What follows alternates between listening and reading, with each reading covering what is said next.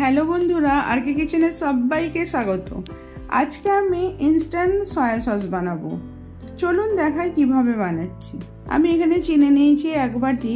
এবার এটা কড়াতে আমি ঢেলে দিচ্ছি। আঁচটাকে একটু স্লো রাখতে হবে, দিয়ে চিনিটাকে এইভাবে নেড়ে নিতে হবে।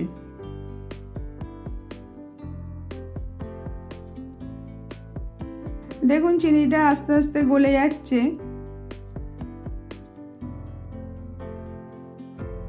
এইভাবে একে কন্টিনিউ নেড়ে যেতে হবে।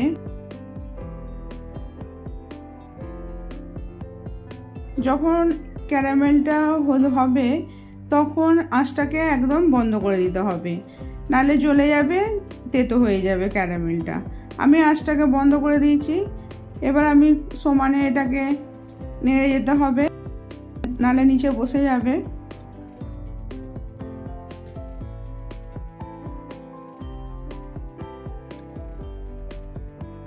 তারপরে দিয়ে 1 কাপ আমি জল দিয়ে দিলাম, দিয়ে এটা ভালো করে ফুটিয়ে নিতে হবে। চিনিটা দিয়ে আগে ফুটিয়ে নিতে হবে।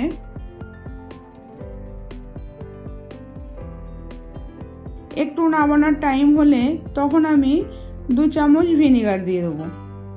এখন স্বাদ মতো নুন দিয়ে দিলাম,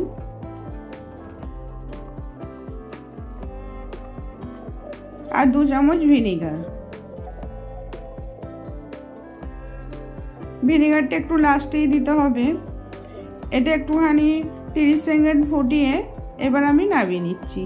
দেখুন একদম সয়া সসের মতন হয়ে গেছে। এইভাবে বানিয়ে দেখবেন। ভালো লাগলে লাইক, কমেন্ট, শেয়ার করবেন। আবার অন্য কোনো রেসিপি নিয়ে আসছি।